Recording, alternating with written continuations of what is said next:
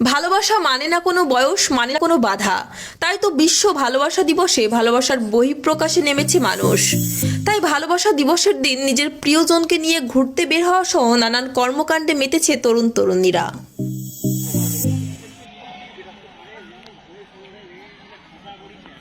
অনেক প্রেমিক প্রেমিকাকে দেখা গেছে ফুলের দোকানে ভিড় করে ফুল কিনতে ব্যস্ত তারা।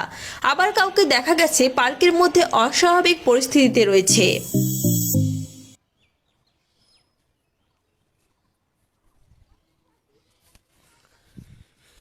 সরস্বতী পুজো ও ভালোবাসা দিবস একই দিনে হওয়ায় ফুলের দামও বেড়ে হয়েছে আকাশ ছোঁয়া। ফুল ব্যবসায়ীরা ফুলের দাম বাড়িয়েছেন অনেক গুণ। দাম অনেক বেড়েছে, একটা গোলাপ 40 টাকা 50 টাকা। আবার কোথাও ভালোবাসা দিবসের নামে বিভিন্ন পার্কে প্রেমিক প্রেমিকাদের চলছে অবাধ মেলামেশা। এবার এই পার্কটিকে দেখুন। এই পার্কটি হলো চন্দননগরের ছুটি পার্ক। মাত্র 25 টাকার টিকিট কেটে কাপড় দিয়ে ঘেরা এই ছোট্ট ঘরগুলোতে মজা নিচ্ছেন কাপলরা।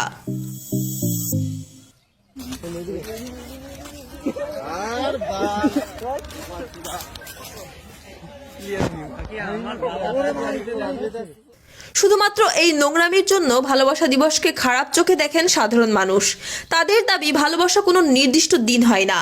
ভালোবাসা দিবস নামের এই নোংরামিকে অবিলম্বে বন্ধ করা উচিত। আমি তো 14ই ফেব্রুয়ারি আপনি ভালোবাসা দিবসের বিষয়ে আমি তীব্র আপত্তি জানাচ্ছি।